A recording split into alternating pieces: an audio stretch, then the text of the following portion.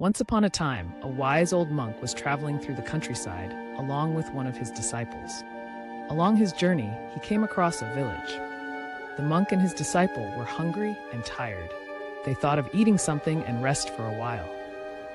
As they entered the village, they were greeted with hostility and rudeness. The villagers were quarrelsome, unfriendly, and deeply selfish. They mocked the monk, refused to offer him food and shelter, and treated one another with disdain. The monk, calm and composed, stood in the village square, raised his hands and blessed all of them, saying, "May you all stay together forever."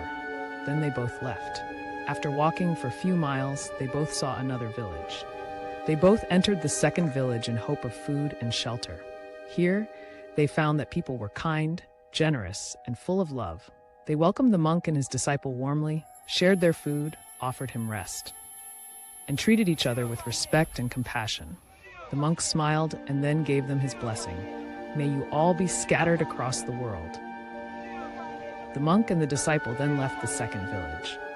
The disciple was puzzled and asked the monk, "Why would you bless good people to be separated and bad people to stay together?" The monk replied with a gentle smile, "The first village is filled with bitterness and hatred. If they remain together, their misery will be contained. If they spread, they will only spread suffering and rudeness wherever they go. The second village is full of kind and good-hearted people. If they are scattered, their goodness will spread to other corners of the world, touching and uplifting those they all meet and wherever they go." Moral of the story: goodness is meant to be shared, and negativity is best confined. When kindness and compassion are spread throughout the world, they bring light to dark places. When anger and rudeness is confined, harm is limited. It makes this world a happier place.